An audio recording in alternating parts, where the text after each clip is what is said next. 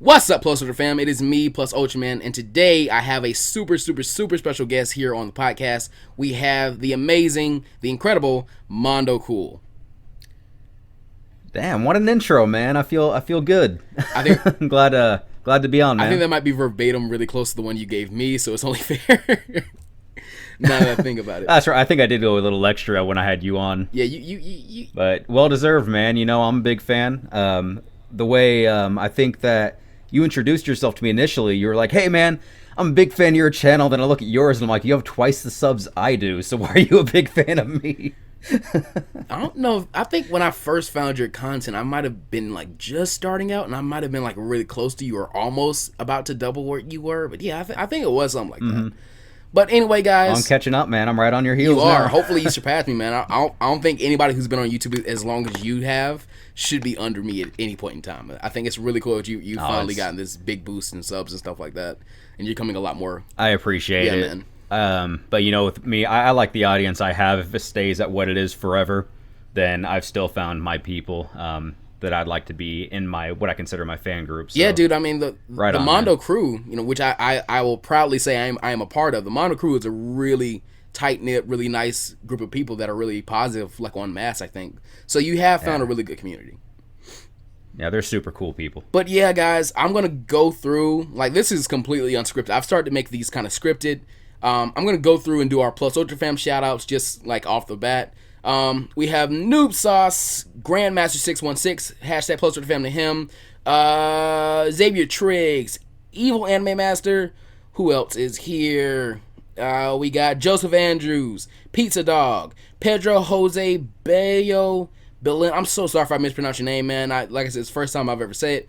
Burton Lazo Garcia, What If Universe. We also have Comic Sans. Oh, it's actually like the word Sans. Sheridan Road, Tim Orley, and we'll end it off with Chartist Node. And we'll also do a few what ifs, and then we'll get into our main talking points of today. And I think the first what if I want to do is actually from a really long-term viewer of the PlusUltraMan like channel and like in general, and of the podcast, Doko, who I think has also been on the MondoCast sometimes.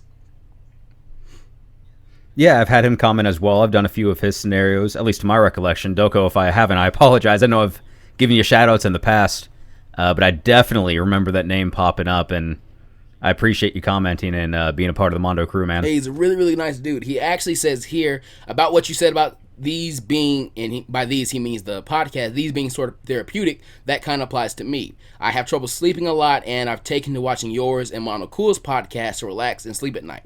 You both have really good speaking voices, and it may sound weird, but I feel really comfortable hearing them. Sorry, not sorry. Hopefully Mondo continues his, and hopefully you don't stop. Oh, and what if Vegeta turned Super Saiyan during the Saiyan Saga? So we'll do your what if, man. But I do want to thank you for the kind words about my speaking voice and stuff like that, and Mondo's as well. I've worked on mine throughout the years, definitely. I had kind of a really strong Midwestern twang, I was told by a lot of people.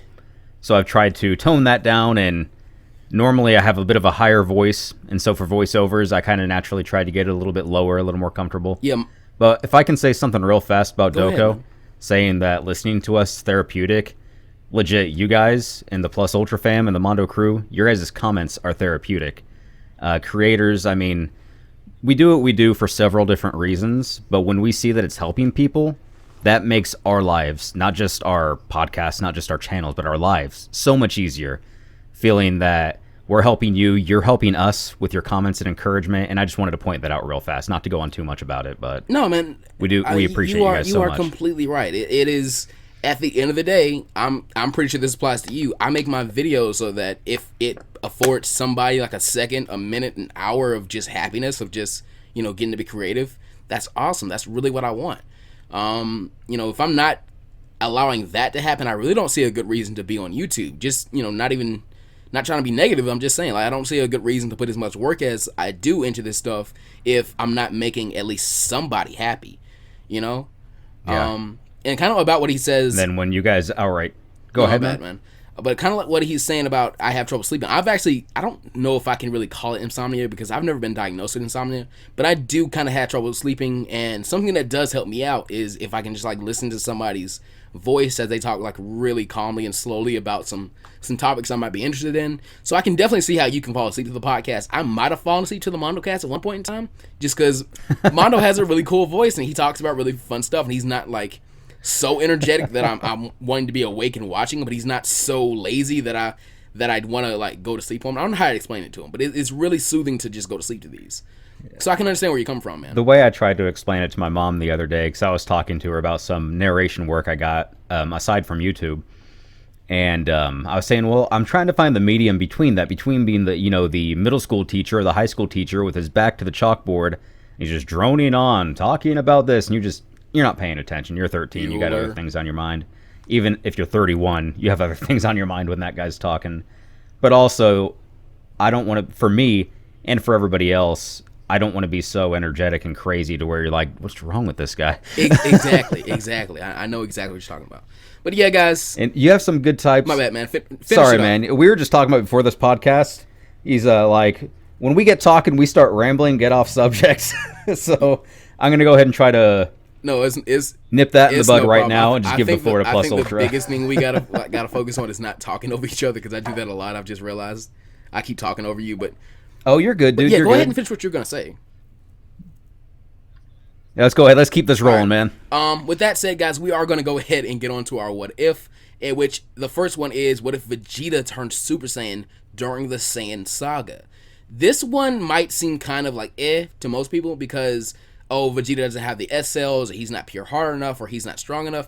I think it's a really fun idea because, number one, Vegeta just doesn't get enough love in Dragon Ball, I'd say. And number two, it'd be a really cool idea if maybe it's like, he's so mad that this low-class Saiyan is, pushing him to such a high extent of power that even the Ozaru form isn't enough to beat him because he's been interfered with, that he just kind of unlocks it through pure rage, which I think is a really cool idea. But Mondo, I'd like to see how you would go with this, man. If it's me, what I'm thinking is, when Goku unleashes the Kaioken against him, it's that moment where he punches him into the mountain. Like, TFS does the funny joke to where Vegeta's in the mountains, he's like, I'm surrounded by idiots. And Goku says, I thought you were surrounded by gumdrops and ice cream. And he screams, and his energy explodes. I think like that would be the moment about right there when he finally transforms, if we're using this for the what if.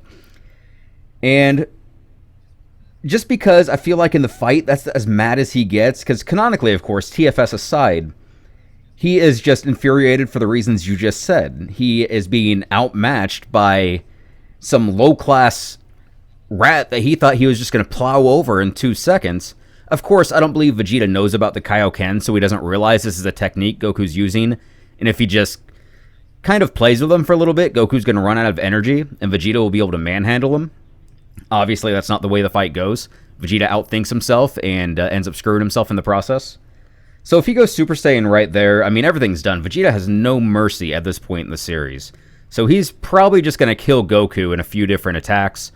Gohan and Krillin, come back, and they would probably die as well. I don't think Vegeta would have any reason to spare either one of them, and I can't think of a reason they would be able to escape.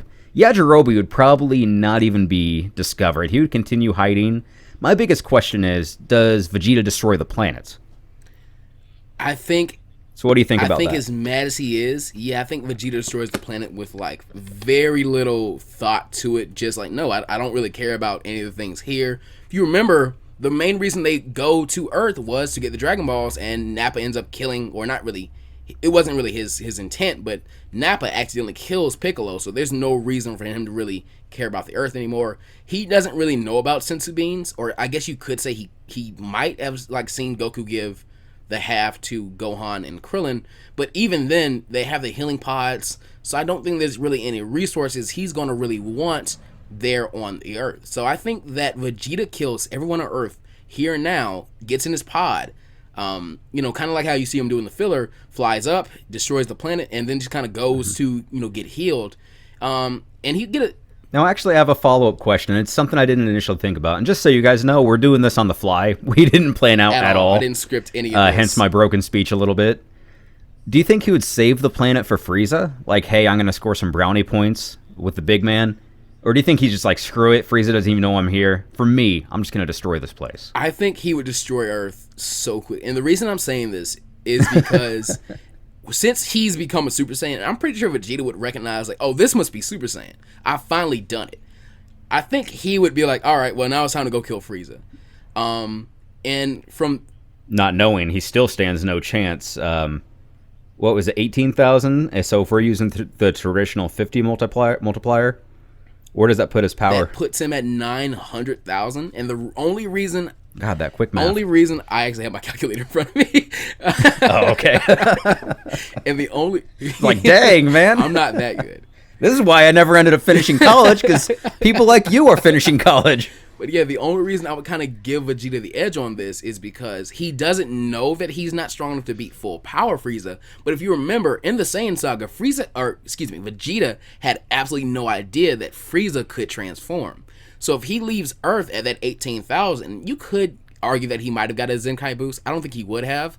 I don't think he's taken enough damage on to get one yet, so we'll keep him at that 18,000. You could argue that he could try and, figure out how to turn on Super Saiyan or at will, return to the nearest Frieza planet, which is the 79 one where he has that little conversation with Kui, and Kui would probably tell him about Namek, and Vegeta would probably go to Namek, find Frieza and his men, and if we're going to say that he has learned how to become a Super Saiyan at will, he just turns into a Super Saiyan right then and there and goes right to Frieza, like barely even giving him any time to transform. I do think that if Frieza... Do you think Vegeta would pull a Vegeta, though? And once Frieza's like, this isn't as strong as I can be, Vegeta's like, oh, go ahead and transform then. Do you see him doing that, or do you think that he's like, no, I'm going to seize the opportunity? No, I definitely see him pulling a Vegeta. And the reason I say that is because Frieza's his, like... Some people might say, like, oh, no, after Frieza is dead, Vegeta really doesn't care about him. I think Frieza is the real, like, foil to Vegeta, where that's Vegeta's worst enemy. I don't think Vegeta ever, like, maintains any type of tolerance over Frieza until you can determine the power. And even then, I wouldn't even call that tolerance per se. So I think he would let him pull, or he would pull a Vegeta just because he wants to be like, no, I want to beat Frieza at his maximum. I want to beat Frieza at everything he has. And that way I know for sure that I really am the new ruler of the universe. So I think from there, what was second form Frieza, like over 1 million or a little under it? Yeah, if I remember right, and this is an old title card, but it's something I always remembered from my childhood, is that he said he had a fighting power of over 1 million. I don't know if Kai kept that, and I don't know if that was the manga, but I know at least the original dub said that his fighting power was over 1 million. I think somebody in one of the newer dubs has said over 1 million. I like I said, I don't quote me on this at all because it's been so long since I've like sat down and just watched the Frieza saga. But yeah, I'm pretty sure after this, Vegeta loses very, very easily. And with Vegeta... Now, excuse me.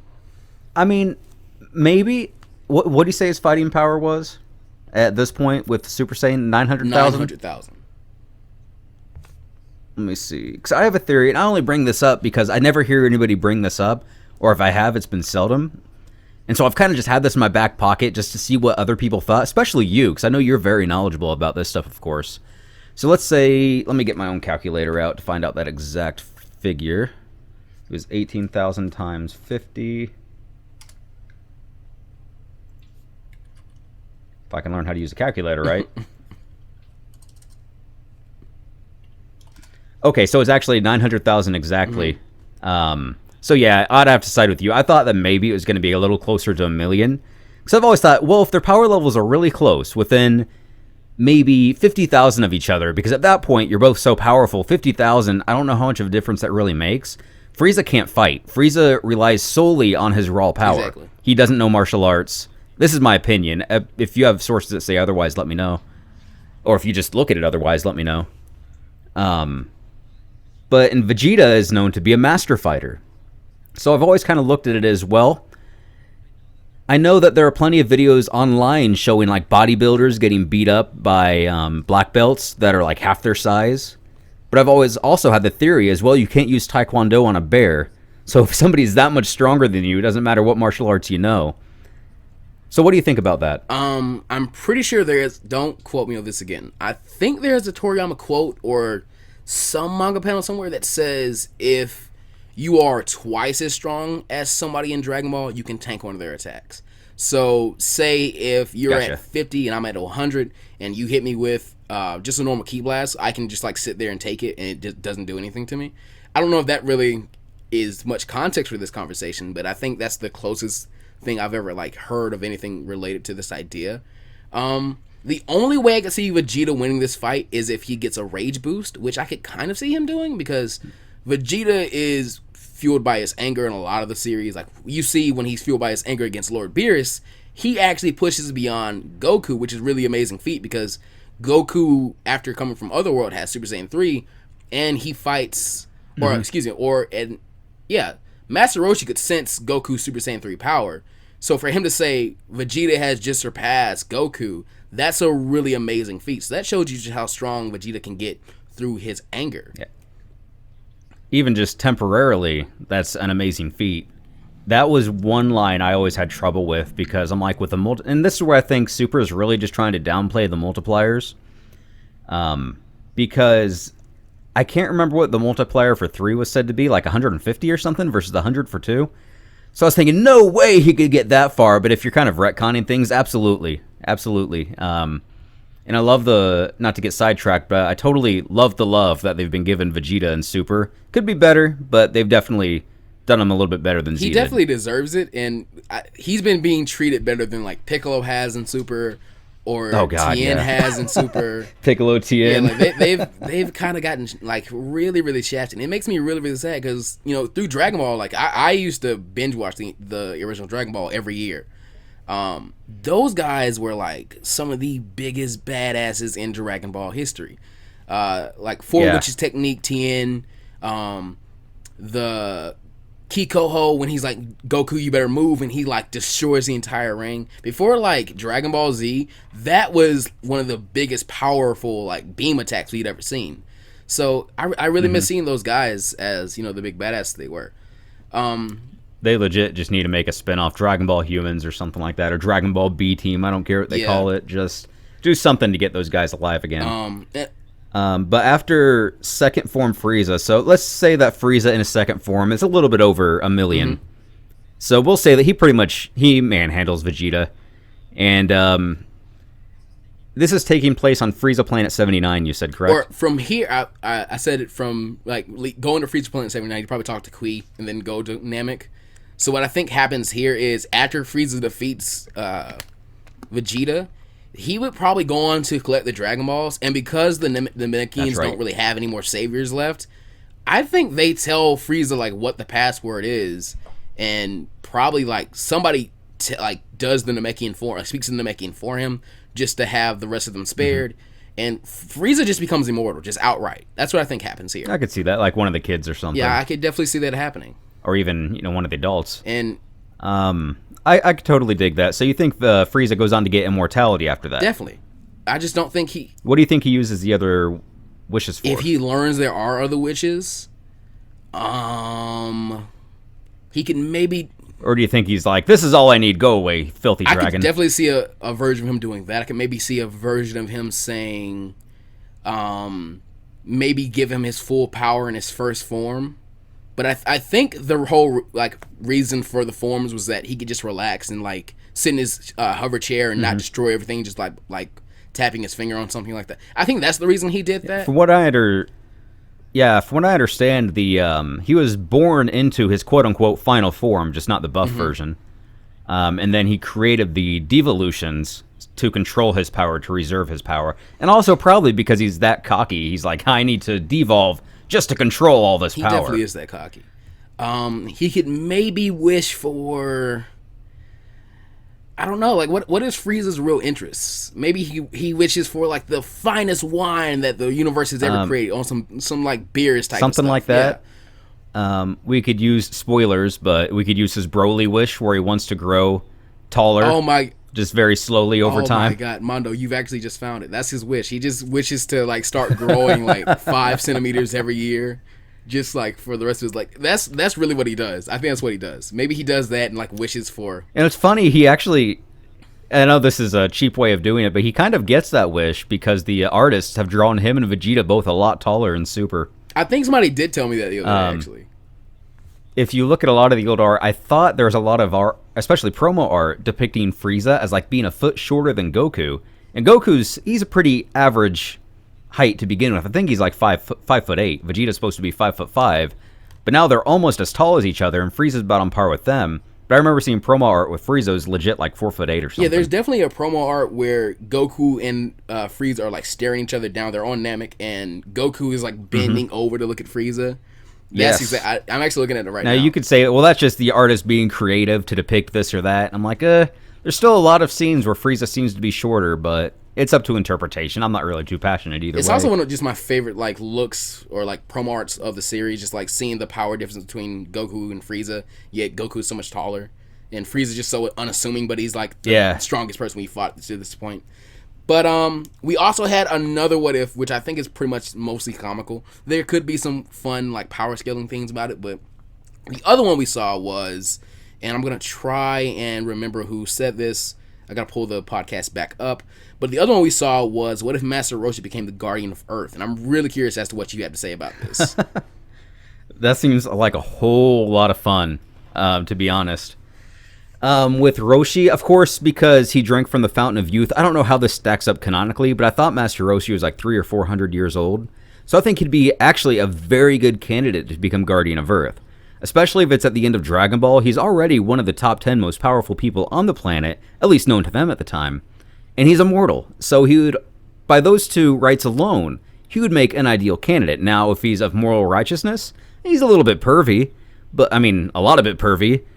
But not as bad as they come, for sure. So is that where we're going to go ahead and place this at the end of Dragon Ball? I would definitely love to place it at the end of Dragon Ball. And something that'll come from this is, what really happens to Goku and Bulma, like when they're trying to like help Turtle and stuff like that? Like, will Roshi still be in possession of that Dragon Ball? Will the Dragon Balls even still be around? Is Kami still alive? Has Kami like maybe killed himself and, you know, preemptively trying to make sure that King Piccolo can never come back? There's a lot of questions you have to ask about this story. Yeah, just depending on when you decide to make the change. I think the Dragon Balls would still be around so long as Kami is around. I don't think he'd have any reason to fuse with Piccolo again at this point. I think he more or less just wanted to retire, is what it seemed like. Yeah. He seemed like he had a lot of life left in him, but if he did die, of course, Piccolo would die as well with him. So that would kind of take care of both of those in one swoop. But if we place it at the end of Dragon Ball, so the events of Dragon Ball go over just as they normally do. After the World Tournament, Kami comes up to Goku, hey, take my place. And Goku's like, no. Then he just, Roshi, what about you? So Roshi takes the reins after that. So afterwards, it would obviously, in Dragon Ball, change the meeting of Bulma, Roshi, Krillin, and all of them for the first episode. Yeah, that would probably take place on the Lookout then. It'd either take place on the Lookout. I guess if they wanted to get Roshi involved, it would have to take place on the Lookout, wouldn't it? Because my first default was to go to Capsule Corps, but I don't see Roshi not being included in this. So yeah, it'd be on the Lookout. And might sound weird to some people, because I'm sure the knee-jerk reaction is, of course. Do you think Raditz would be able to find him on the Lookout? Because that's a very secretive place, even with the Scouter. I thought there were some like magical abilities that it had to where it's kind of not mapped. The reason I would say yes is only because of the Scouter. Because remember, kind of like a lot of the people on Earth who aren't like master martial artists, like who have been up to train with Kami and Korin, they can't sense ki. Some people are shown to be able to like kind of manipulate it, but they can't really sense it. So I think that he would be able to find it just because of the Scouter. And I don't see any reason why Goku and Krillin and probably a Master Roshi that might be a little stronger than his canon counterpart would be hiding their power levels at this point. So yeah, I think he'd find them. But he's also just found Goku, Master Roshi, and Krillin. And I think you could argue that with Master Roshi training to become the Guardian of Earth, he'll have to get a little stronger, at least like as strong as Goku was when he defeated Piccolo, I'd say. And that could cause Krillin to have been training on the Lookout with Master Roshi. So yeah, he kind of hangs out with him. If he's not just kind of commandeering Kame House, then he's probably up there training. I would actually kind of like to see him. And he'd also get Popo's training by extension. Yeah, I would actually kind of like to see him commandeer Kame House, because if you've ever like played Dragon Ball Online or something like that, you know that after some event, Krillin actually takes up the Turtle Hermit position. So that actually could happen here, is that he's the new Turtle Hermit. He's the new Kame School, sensei, whatever you want to call it, which would be kind of cool to me. It just happens a little sooner. Yeah. But we could do that. We could do either of those reasons. But either way, I think that, Raditz is just, flown into Goku, Master Roshi, and Krillin. And how do you think this fight would go down if they actually did team up to fight him? I think that Raditz would still have an overwhelming upper hand against him.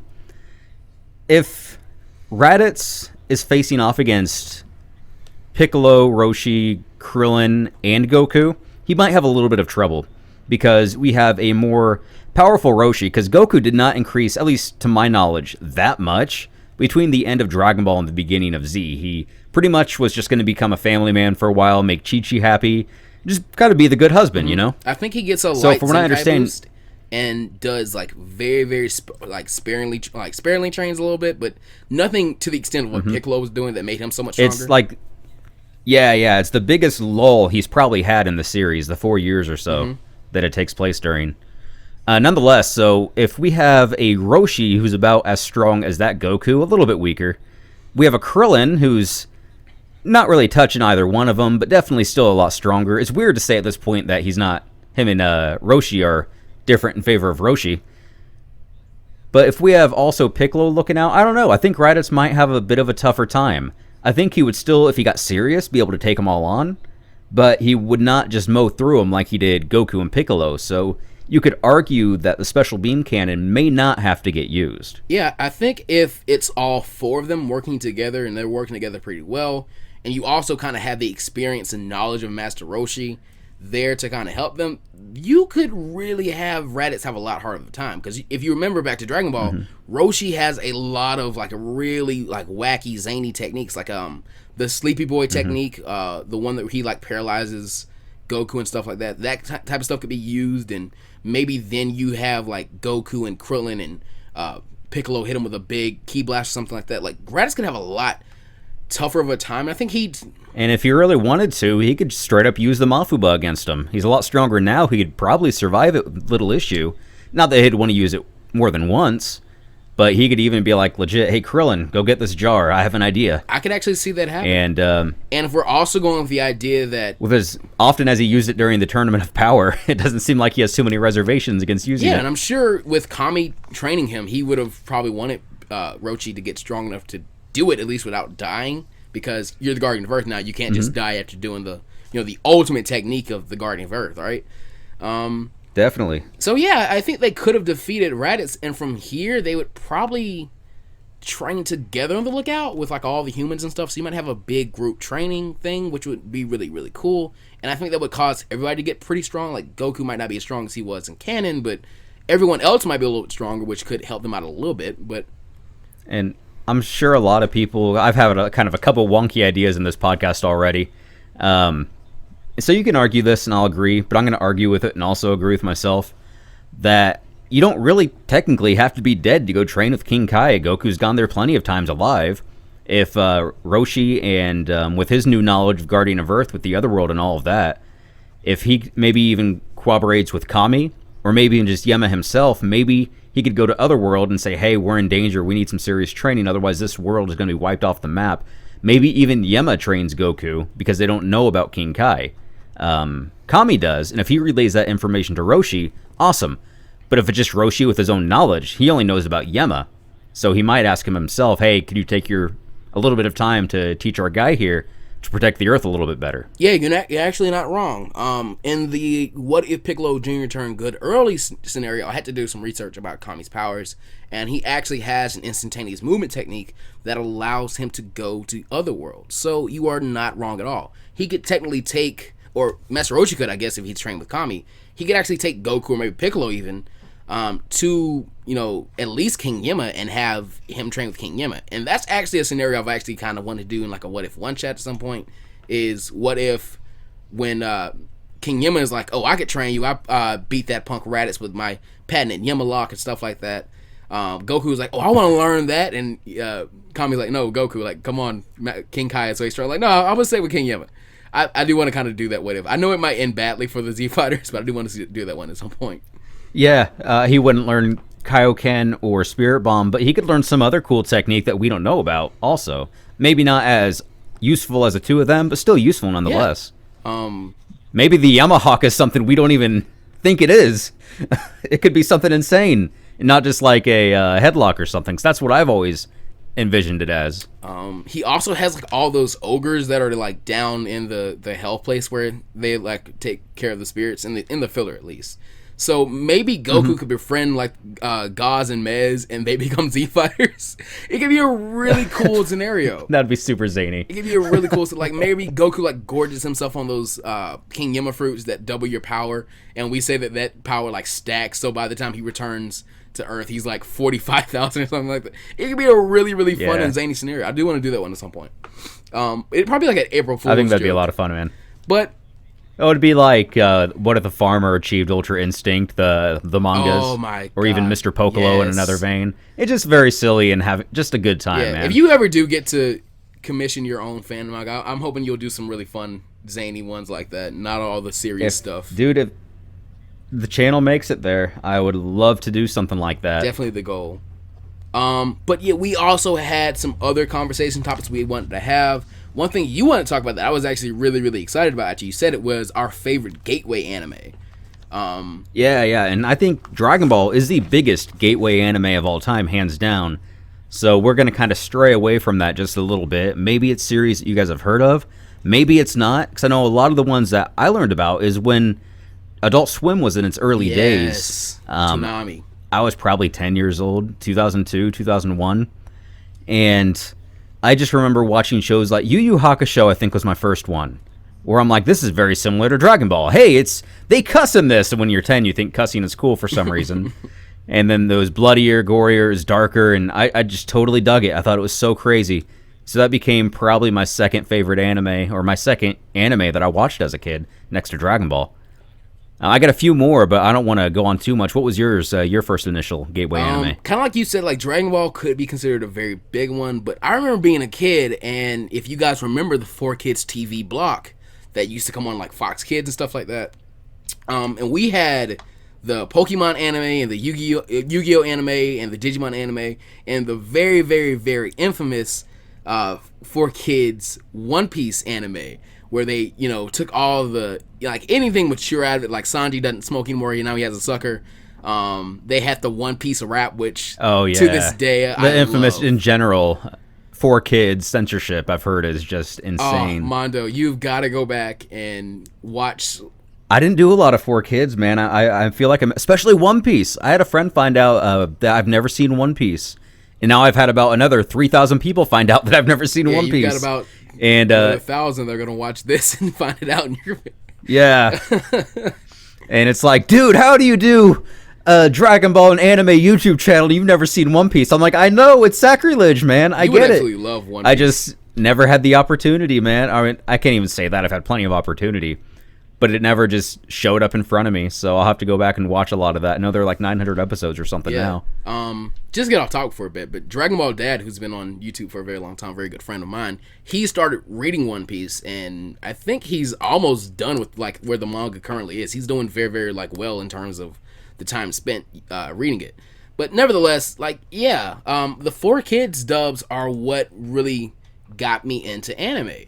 Because I remember like the Yu-Gi-Oh anime where you used to have like the insert songs, and they were like that Nickelback like song. Oh my god, I remember those dubs so well, and I remember not even realizing this is a different genre of animation called anime.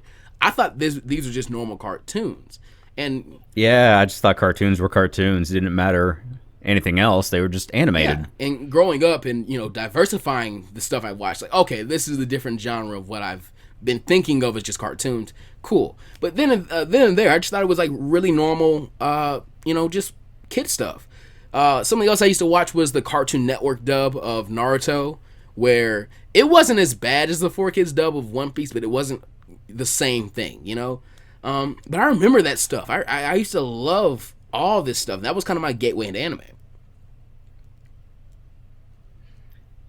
Like, I know a lot of my friends watch the 4Kids stuff. The farthest I've seen on the 4Kids censorship is I've watched a few YouTube videos on it. I can't tell you channels in particular, because it's been so long. but you're not exaggerating with the insane amount of censorship. It's bad. I remember seeing the obvious stuff, like with the blue popo. Oh yeah. Which, I mean, I get it on one hand. It doesn't make it any less corny, but I get it. At least I get it. I only had to say that like 5 times. You guys, can you tell I get it? Yeah. Let me think. Yu-Gi-Oh! I've heard of a few things as well, but it wasn't as bad as a few of the other shows. Yu-Gi-Oh! Was always... But a few of the other ones that I really got into, I've talked about Lupin the Third in the past on Twitter. I'm a huge Lupin the Third fan. Trigun I've talked about. Love Trigun. That's a very short-running series, though, compared to a lot of the other ones. I think it's only 26 episodes. Lupin the Third still has stuff going on today. I think they're about to make a CG movie, which I'm a little bit nervous about, because I'm not a huge CG fan. They're about to do a few CG anime movies. I think they're about to remake the first Pokemon movie again, actually in CG, which kind of like you. Oh wow, I have heard something about that. I'm kind of nervous about because I don't. Yeah, feel like I do remember promos. Really needs a remake. Yeah, it's like I understand that you guys are running out of ideas and doing the new ideas with the new movies aren't really making you money anyway. But I don't know. It's one of those things where I'm gonna have to wait and see. I'm not gonna bash it until I've seen it. Because I don't like being that guy. I don't like people when they're just negative from the get-go. There's nothing you can do to make them happy. If they think an idea is bad, it's bad. That's not me. I'll give it a shot. But I'm not going into it hyped. You know? I feel you. I definitely feel you on that. Going back onto the 4Kids censorship thing, because this is one I just thought of. But in the Yu-Gi-Oh! Anime, the original manga was pretty mature. So when they adapted it, they left it pretty mature for the original, Japan airing anime. And there are a lot of scenes where characters would have guns. So you would have, in the 4Kids censorship, you would just have them bursting into rooms, just holding up their fingers like guns. And the characters who they're pointing them at remember that. would just be so scared. Like, oh, snap, they got a finger. It's like, what are you doing? That was one of them. I do totally remember that now from the YouTube video I watched. Yeah. That's amazing. For you as a... I don't know, I'm guessing a creative director, or I don't know what position you'd call that at WB, but to have the guts to say, this is what we're doing, with a straight face, I applaud that sort of confidence, man. It's definitely gutsy. Because that is ridiculous. It's definitely gutsy. I agree it's gutsy. It's all hell. Something else they used to do is... Because you have the adults, you have the parents of these kids already watching this anime, this is weird. Because I remember growing up, I even had a coworker who was significantly older than me. I was 20-something at the time, but she asked me, is it normal for kids to watch this? It's called anime? And I'm like, yeah, it's 100% normal. What are you talking about? And I even had my own parents. They didn't say anything like that, but they looked at it like, this is really dumb. And if you don't get it, you don't get it. It's like heavy metal. Yeah. If you don't get it, it just sounds like a bunch of noise. With anime, if you don't get it, it just sounds like a bunch of nonsense. Yeah, I feel you. I definitely feel you. But those censorships and dubs, they were really, really funny. They would... they try and localize everything. So, in the Pokemon anime, Brock would have a rice ball, and that doesn't seem too out of the ordinary now because anime has become a lot more mainstream. So we've all seen the food they eat in anime now. It's like, okay, it's pretty normal. But back then, everybody's like, "What is that? What are they about to eat?" And Brock goes like, "Oh, donuts," and it's like onigiri or something, rice cakes. What are you doing? Those were so funny to me. There was another one. I think it was Pokemon where Brock is like, sub sandwich is my favorite. And it was not a sandwich. Maybe they had superimposed a sandwich over what it was. But I don't remember at all what it was. I just remember looking at 10 years old that doesn't look like any sandwich I have ever seen. And it's so funny because I can remember back then when I was first watching them. I'm a little kid. I'm not really paying attention to it's Pokemon. I'm trying to watch the Pokemon fight. I'm not really paying attention to what they're eating. So I'd be like, oh, it's a jelly donut. It's a weird looking jelly donut. This is jelly donuts. I believe that stuff wholeheartedly. The donuts, I believe. The donuts, I'm like, that's a weird looking donut, but I couldn't place it in my head at that age. Maybe that's the donut hole. The rice cakes, I let that slide because I definitely didn't know any better. But there are a few things where even a 10-year-old's like, that's wrong. What else do we have here to talk about? Oh, yeah, one thing I wanted to talk to you about, because I know that a lot of other creators have been dealing with this, as of late. How do you kind of deal with, your creative slumps? When you've kind of exhausted all your brand new ideas, and you're like, I don't really know what I want to do right now in terms of, content creation. Mm-hmm. Then, obviously I've been pretty consistent for a few months with just doing manga. I have gone back and forth. At one point I was just doing comic dubs and I was just doing narration. Now I kind of do a healthy mix of both in both videos. That's very minor. Sometimes if you're in a slump, it might be time to take that big left turn and just try something new for yourself. I'm not saying completely deviate from what you've done in the past. Like, for example, I've thought about recently, after looking over some of my videos and viewership is good, the Mondo Crew's solid. There is stuff I want to try outside of what I'm doing, though. And it was in the same vein of a few other channels to where they kind of have an avatar talking to the audience. A few different poses, like a happy pose, a disappointed pose, a thinking pose. And I've considered doing something like that. I've talked to a person on Fiverr about doing some art.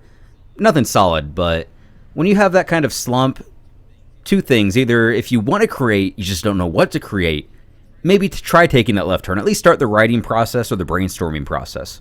If you're just burnt out, which is a whole other thing, find something else to do for a while, whether it's a video game. I've said before, I like to go out running. Not very well, unfortunately, but I still try to get out there and get my blood flowing a little bit. And just maybe get your mind away from it for just a little bit. Just one day, and see if that helps reset things. I like that idea. Something I've started to do is, because what I've figured out, and it was a hard lesson to learn, but what I figured out is doing a ton of ongoing what ifs is not a great idea, because with the Dragon Ball ones, something that's happening is they're starting to all blend together. So you might see like little mistakes or like things from one other what if that I've done, kind of like mixing into another one. And I've legit done that before in the past. Yeah, man. 100%. I never made it into the video, but I wrote like 3 or 4 sentences before I realized, wait a minute, this is the Bardock one I'm doing. Yeah.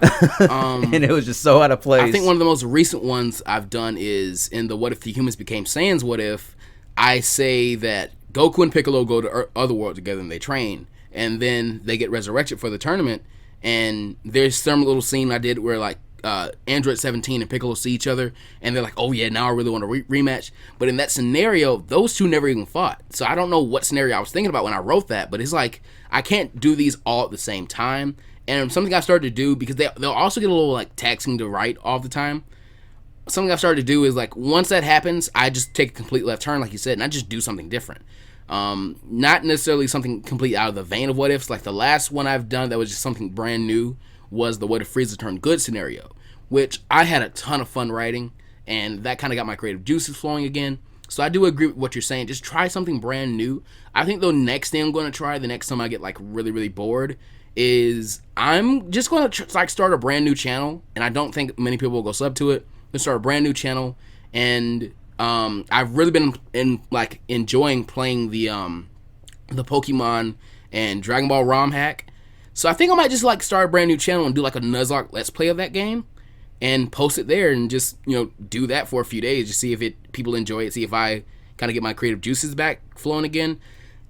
Just because I think that is something that can kind of help you, is just like not staying and doing the exact same thing over and over again. I don't think humans are really built for that in terms of creativity.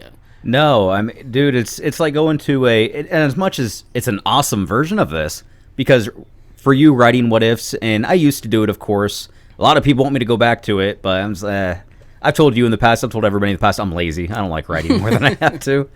But it's like going to the most awesome factory job in the world.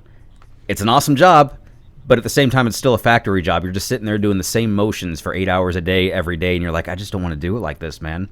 It's awesome, and I'm happy to have it, but it's like you just said, humans aren't built for the same motions like that. Yeah, it's really, really tiring. I don't know how this works, but like I can get a full day of, I'm so sorry. I can get like a full day of work done one day and be like, all right, cool. Tomorrow, do the exact same thing. Like go to sleep, wake up, just try and do that exact same full day of work, and I'll be like twice as tired as I was the day before. I was like, why is this happening? Why am I so tired? And I think it's just because you're not supposed to just sit there and do the exact same thing. As a creative person, as a creator, over and over again, it's going to get really, like, I don't think you could ever say that, oh yeah, this artist is going to draw the exact same thing over and over again. No recording artist, no like musician is going to make the exact same piece of music over and over again. So a writer, or someone who edits YouTube videos, I don't think you should be doing the exact same thing over and over again. So it is something as nice as it is to get into your rhythm, it's you only can do that rhythm so many times before, if you're a genuine creator, you're like, I have to do something different. Yeah, you'll get bored. It's really, really easy to get bored. Especially like in this day and age when there's just so much to do. You can get bored really easily. Yeah.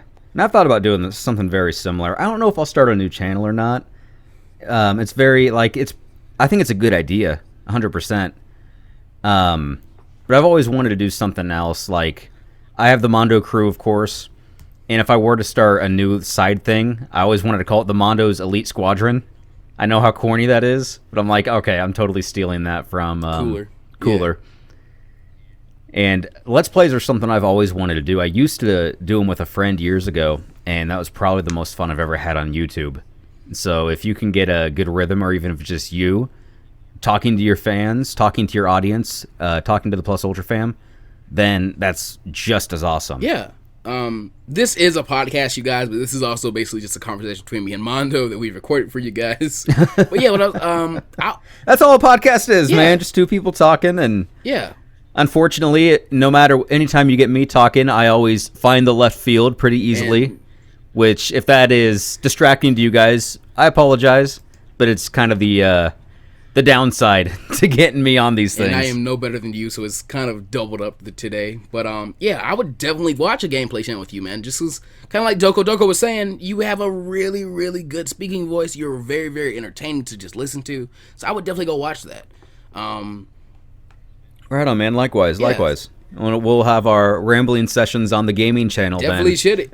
If we start them, we definitely should. I was actually looking at one of my friends who I just went to college with. She graduated this year. But she did the art of the Majin Tien that everybody loves so much. And she's actually the one that did my channel art. And I was in one of her live streams last night. And she was playing, I think, Pokemon like Rescue Team. And she was saying, like, oh, me and Plus Ultraman did a Soul Link, like, just for ourselves. Like, if you don't know, a Soul Link in Pokemon is just, you play a Nuzlocke Pokemon, and then, like, all of your Pokemon are linked together. So one of them dies, the person who is also playing with you dies. So you're basically, like, tag teaming it. It's really, really fun. And she was like, I didn't know about that. Unfortunately, I kind of chimed out after Crystal came out in probably 2004. Oh, dude. The only... Pathetic, right? And I love Pokemon. This is kind of off topic of what I was just saying, but the only way I can really enjoy Pokemon now is if I put extra challenges on top of it. Like, oh, if I lose a Pokemon, I can't play with it anymore. I can only play with this type of Pokemon. Like, I can't really just enjoy the games anymore because I'm not as young as I was. So I gotta put something extra on there, so I just get some more like challenge out of it. But yeah, like I was gonna say, is like I might even do like another one of those and stream it on like a different channel for, just purposes of trying to do something new. I think that's really important as a creative person to not do the exact same thing over and over again. And to any content creators watching me right now or watching the podcast, we kind of did this on Mondo's podcast that I was in, but we're trying to get some tips to you guys as well. Definitely don't, be so like, I don't know how to explain this. Don't think you have to do the exact same thing day in and day out. If you want to take a break and try something different, try something different. That's a good thing to do and make sure your brain doesn't just turn to mush by, And anyway, like, one of my favorite quotes is, a revolution is impossible until it happens. That goes along with saying that doing brand new content that you've never seen before. Like, stuff I'm doing with the manga dubs and all of that, is it super common? I don't think it's super common, but it's definitely been done. So if you have an idea that you're like, I think this would be a great video idea, but I've never seen anybody do it, get on that video, man. You're the revolution. As corny as that sounds. Knock it out. It's as easy as that. Yeah, no, and creative, like, a brand new idea on YouTube is gold. People don't understand this. Like, something that nobody else has done, if you can type it in and you get no results, you need to do that. That's golden on YouTube. Because, I was talking... That's, actually, if I could speak candidly, just, like, personally with my experience with YouTube, my What If Goku is Born Female series... It didn't get its first boom until Masako X did his. I had actually beaten him to the punch and did my video first. I won't lie. I like Masako's video better, but I had done it first. And that brought in a huge wave to my channel. That was the first big boom I got, where I went from, like, I think 300 subscribers to 1,200 in the course of 1 or 2 days. So if you have that big idea first, then somebody else that, that's been a little more fortunate, been around a little bit longer on YouTube, then that's just going to be good news for you once the bigger channel does that same idea. Yeah. Kind of like what we said in your podcast. You can't own these ideas. The best you can do is give somebody a shout out. And oh no, I'm super glad. Yeah. I don't mean to cut you off, man. I'm sorry, but I'm super glad other people did that. Bossico did that. I know Just a Robot did that, and I don't own that idea. I just happened to, at least from what I saw, come up with the idea before other people put it on the internet. But nobody owns these ideas, man. I'm more than happy to watch their variation on it as well. Yeah, I do it all the time. I've seen a bunch of what ifs that basically I think I started or I've done probably one of the first parts of, and somebody else tries it, and I'm just really happy to see another idea of it. Yeah. We have, or it's like likewise, if I see a video like what ifs we were just doing, they've been done before. We're like, well, not to discredit anybody, but what's the first things that come to our mind just based on our knowledge of the series, just off the top of our head? That's the way I love doing what ifs, just kind of two friends talking and having a good time. Yeah, it's not. That's definitely what makes it fun. It's not the best way to tell a story because it doesn't get to the point as fast as it could, but I think it's still fun and entertaining, and I don't know, it just has a good vibe to it, if you ask me. Yeah, man. I think this might be the last one. I was going to try and go for about an hour on this one because I think we went for about an hour on yours. And about 20 minutes of this recording was just like silence because I was waiting on you. So that should be like, we're an hour now. Like another 20 minutes, I think we can buy that. What I want to talk to you about is what is like, if you had the ability to just like walk into whatever studio it's being written in right now and take control of Dragon Ball Super after the Moro arc, where would you personally take the story? Oh man, I've legit never thought about it because I'm just enjoying the series. Well, if let's say the Moro arc ends just like any arc ends, Goku, defeats him. Hopefully somebody else defeats him, but let's say it's Goku. Everything goes back to normal. I think there are a couple different places as a writer you might want to take it. I don't think you should full on revisit Broly yet, though I do think him and Chilai and what is his name? Limo? Yeah. Lima? I can't remember his name. Limo. I think they should be teased a little bit. Have a few minutes where it cuts to them, this or that. But I think if you're going to introduce them more into this arc, it needs to be near the end or in the next arc altogether. I know a lot of people are going to hate me for saying that because they just want Broly back. But I think bringing him back too soon is kind of like bringing Frieza back too soon for the Tournament of Power. Nobody really seemed to be on board with that. I loved the idea because I like Frieza. But I could realize as a writer, like, this is a little much. So I would do something like we talked about earlier. I think it'd be a good moment if it's like a 13-episode arc or 20-episode arc. Get the humans involved, man. Give Piccolo something to do. There's a victory mission, Dragon Ball Heroes Victory Mission manga, which is really good if you guys haven't read it. Have you, by chance, seen what I'm talking about, Plus? I probably might have. If you haven't, it's like not skipped by it and just like, oh, it's not canon, so I'm probably not gonna. That's probably what happened. I probably seen it and just been like, eh. Now it does a little bit with the Xenoverse thing, which I honestly am not a fan of. I don't like Xenoverse. I don't like that version of Trunks. I don't like that story. I just think it's too wonky with the time travel and we need to go to this event now, and now this event, and it's kind of just a callback to awesome moments in Dragon Ball. Not my way to write anything. But what they do in there that I do like is they go to the Demon Realm, and that's something I don't think has been very visited in the canonical Dragon Ball. Now, I know in Young Gigi's Dragon Ball AF, maybe Toybles as well. I honestly don't think I've ever read Toybles all the way through, but in Young Gigi's, they go to the Demon Realm very briefly. And then in Victory Mission, they go to the Demon Realm. I've always thought it would be a really good idea to give Piccolo and Gohan a little bit of more attention and have them go to the Demon Realm for reason X. Like, basically, Goku and Vegeta are aware that, hey, if we go there, we're just going to go in and slay, and it'll be an easy open and shut thing. Yeah.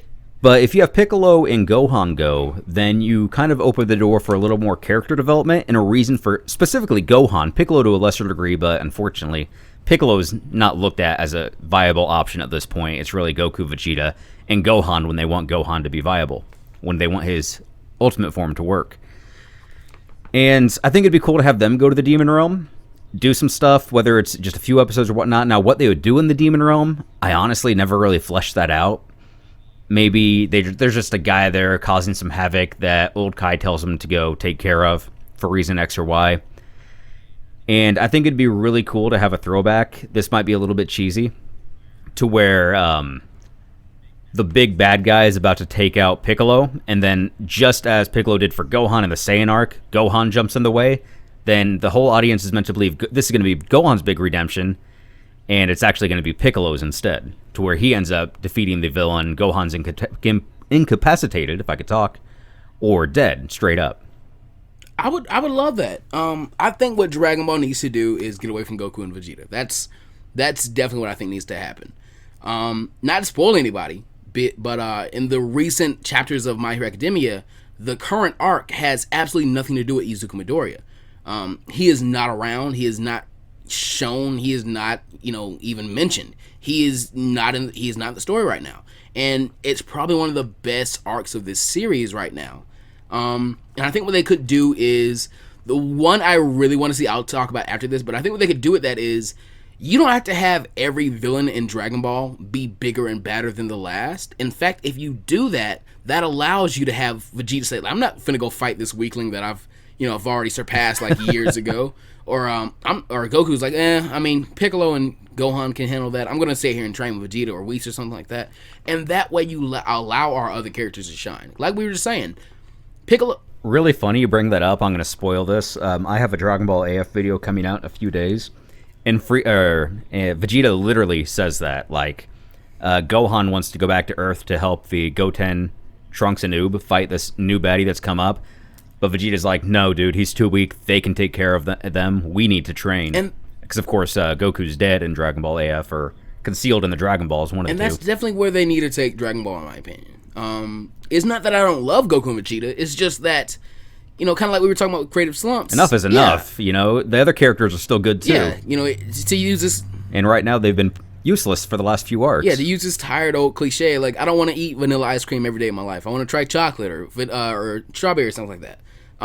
The arc I want them to do is not necessarily the Frieza. Well, yeah, it would be the Frieza arc, and like you were saying, like maybe we don't bring Frieza back necessarily, but maybe we just do an arc that is focused on Frieza.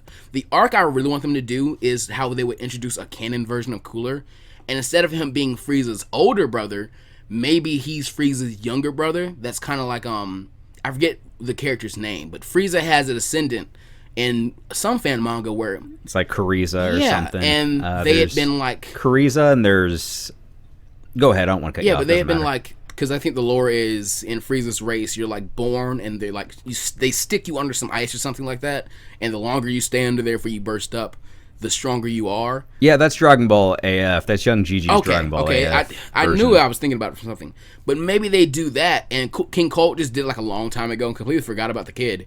And Cooler comes up just now, kind of like when Frieza is dead. And maybe, Cooler has some attendees around him. They're like, well, we thought you were going to die in there or something like that. We just stayed here because King Cold told us to. And he's like, no, I'm alive, guys, and I'm going to take over Frieza's empire while he is dead. And then Frieza comes back trying to, take over the universe again. But now there's this, like, young upstart that's taking over his empire. And he has no idea how they've even amassed the power to do all this when he's in his golden form. He's so much stronger now.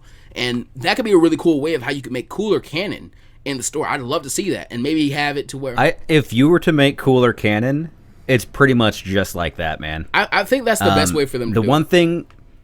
The one thing I would change, this is just a personal thing, is the ice thing. I never really cared for the ice birthing lore that Young G. That's like the only lore Young Gigi has written where I'm like, that's something I would give a second draft to.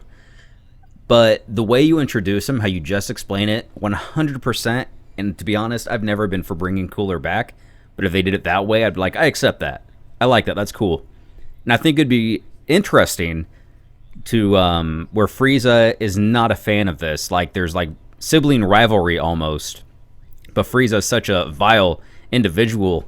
I could see him legit trying to straight up kill Cooler at one point so his empire doesn't get taken over. I'd love to see that. I'd just love to see an arc that is basically just Frieza, and maybe you have some like exploration of Frieza's past where maybe he has a flashback to when he was born or something like that, and he thinks about everything that he went through. That would be an even better way to take it, like, because it would coincide with the Broly story. In contrast to my Demon Realm idea, I like yours a lot better because it keeps on track of what the Broly movie was building up. Yeah. rather than detracting to build more lore somewhere else. Yeah, I would definitely love to explore more of, like, what was Frieza like as a kid? What was King Cold like raising him? I know there's a fan manga that does that. I think you covered it before. Oh yeah, super good manga. It's a little weird, but I like it because it's weird. It's not what I'd write for canon, but as a side story, golden, man. Love it. No pun intended. But they got to get away from Goku and Vegeta, in my opinion. And Frieza is, if you're not going to count Goku and Vegeta, I think he's probably one of the top, Dragon Ball characters. To where he... Oh yeah, they bring him back, not to quote Masako, but merchandising. Yeah. He sells a lot of merchandise. People like Frieza to a certain degree. They hate him because reason X or Y. They can tell that it's almost artificial the way they're bringing him back. But I think if he got his own arc, people would at first be but I think it would be very popular by the end of it. Especially if they brought back a fan favorite character or expanded on Frieza's origin. I think people would really, really react positively to that one. I'd read that manga every month it comes out.